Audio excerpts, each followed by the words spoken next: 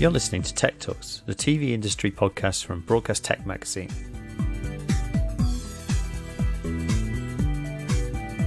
My name's Jake Bickerton and I'm the editor of Broadcast Sport and Broadcast Tech magazines. The latest episode of this podcast series is with BBC Breakfast editor Richard. I'm probably going to get your surname wrong. Is it Frediani by any chance? Very good, but most importantly, call me Freddie. I picked up a nickname in my school days of Freddie, and that's how I'm always known. Even when the BBC appointed me to this role, it got announced as "Welcome to the BBC, Freddie." Well, hello, Freddie. Nice to meet you. Could you start off maybe telling us a little bit about your background, and then we can move on to your role as BBC Breakfast editor?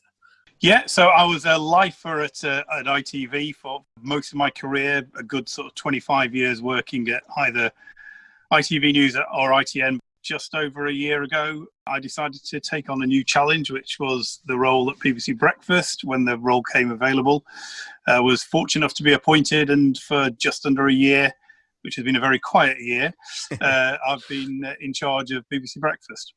It's probably not the year anyone would have imagined when you joined. No, I think I started knowing, obviously, there was going to be a general election at some point, because the speculation by then was so wild. It was a case of when rather than if. Yeah. And you were probably working on the basis of Brexit was going to happen. But of course, the one that nobody could predict and the one that nobody knew was going to completely change the way that we both work and approach things was pandemic that sort of dominated the previous 6 months. BBC Breakfast was just well known for interview based with celebrities and newsmakers on the red sofa. And then very quickly, presumably in March time, you must have sort of needed to transition over to, conversations like this through Zoom and FaceTime, Skype and stuff like that. Yeah, how did you approach the change? It was a challenge. You're absolutely spot on. The programme has been built around the red sofa for the past 20 years. I think about the period before the pandemic struck, so to speak, when the fairly sort of standard way of working, say during the general election or during Brexit in the previous few months that I'd been in charge, was to take the show on the road. So you might take a portable red sofa with you somewhere, right, or get the big names to come and sit on the sofa, because that's the brand, that's what it was built around. And then lo and behold, from sort of mid-March onwards, certainly when lockdown officially kicked in on March the 23rd, it became a show that was having to be built around, in effect, not being on the red sofa. Even once you got into early April, the other presenters who would share that sofa, who would be in that studio, were having to be moved to other parts of the building, or indeed other floors of the building. So it completely changed the way that we had to operate on a day-to-day basis, both in front of the camera and, of course, behind. The gallery suddenly was reduced in staffing. The way that journalists were working in the office was having to be in a far safer way. But, of course, what didn't change was we were producing at least 3 hours of television every morning. One of the stats that still surprises me is the team that work on BBC Breakfast produce between 3 and 4 hours of content every morning for BBC One. When you total that across a week, it's just under 1 day's worth of BBC One every week. Presumably you literally went from one day, maybe on a Friday, I don't know, where things were as normal, to a couple of days later, literally everything's having to be made in this way. Yeah. What became clear sort of through March was increasingly people had become, from guests to just the way our own staff were operating, increasingly conscious, concerned about how we were doing things. Was it right to send somebody to that location? Was it right to get a guest? I remember March the 16th, which was when the initial warning was put out, and that was before the country went into full lockdown a week later. And we had a conversation in the office about social distancing on the sofa, because, one of the images pre that point was two presenters side by side in the middle of the camera. And I remember saying to Gavin Allen, the head of output at the BBC, I think we should separate them, because, the message at the moment is about social distancing. And there was actually a conversation about, look, was that right? And, should we do that? And how's it going to look, etc. Yeah.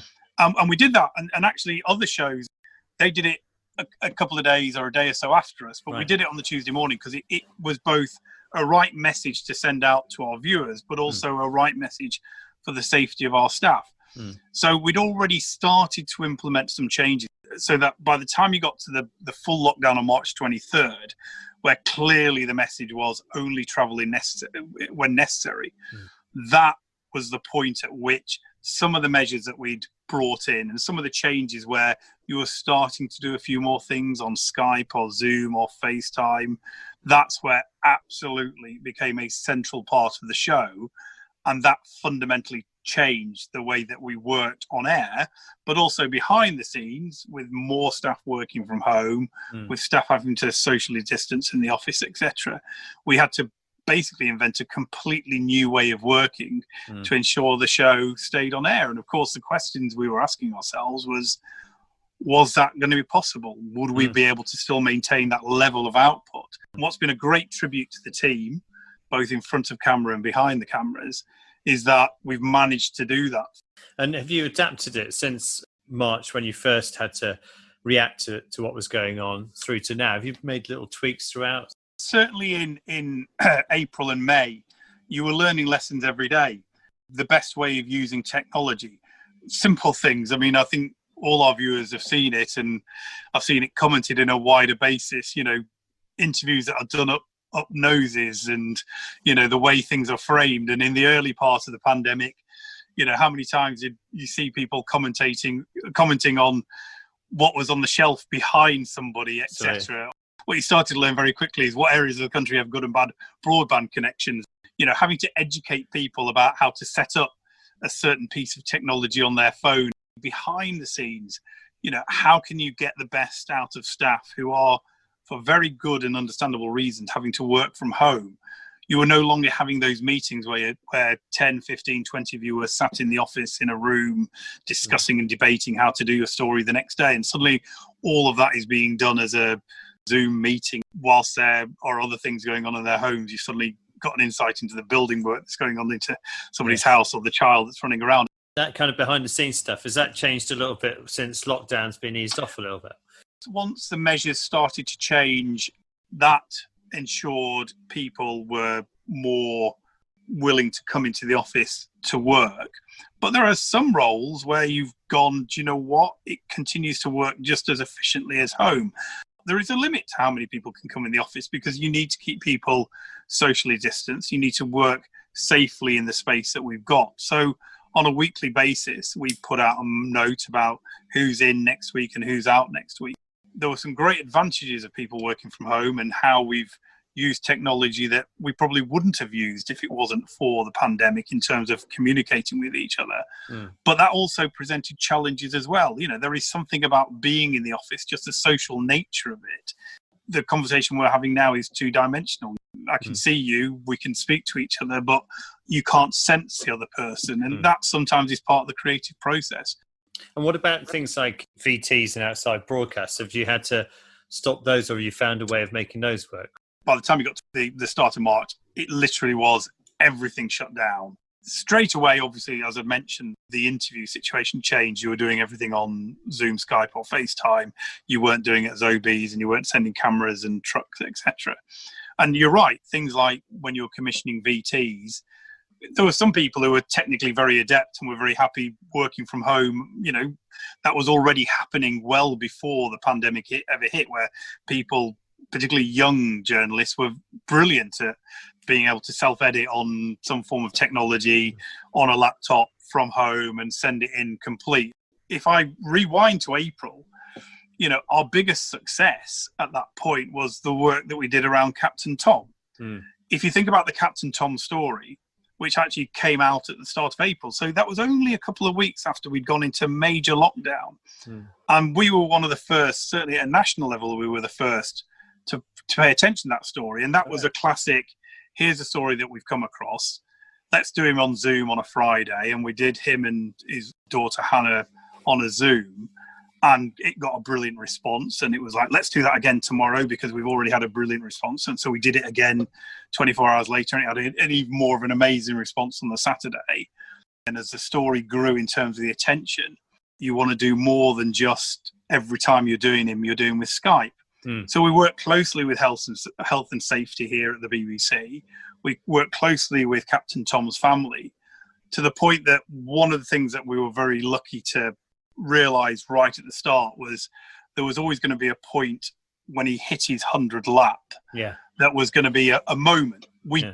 Don't get me wrong, nobody could suggest that we worked out on the first day we did the story that it would be at the level it would be at the end of the story. No. But because of the honourable way the family worked, because they recognised how quickly we got onto it, they were happy to work with us to give us unrivaled access to him that morning that he actually completed his 100 laps on our show. But that involved us doing an OB, and that involved us sending a reporter, but doing it within the safety of, somebody who was just about to turn 100, who obviously people would be concerned about his safety.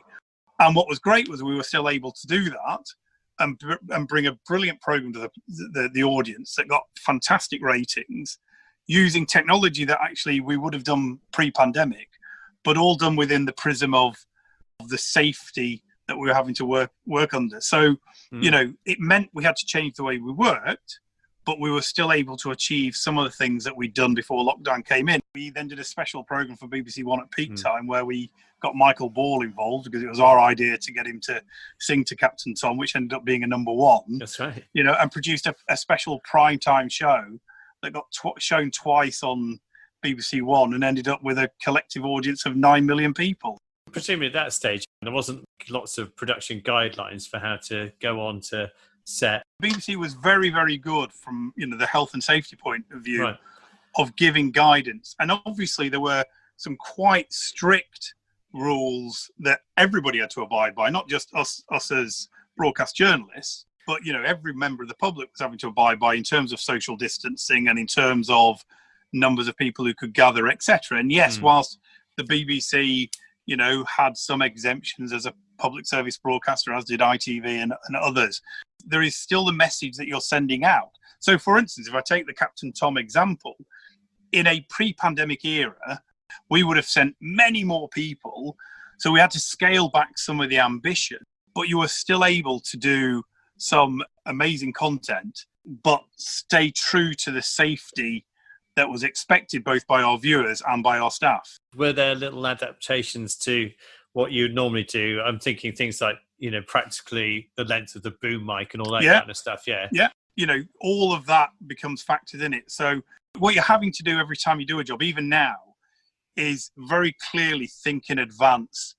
Okay, bear in mind the coronavirus restrictions. What restrictions does that put on us? The most important thing is the safety of your staff, whatever role that they play.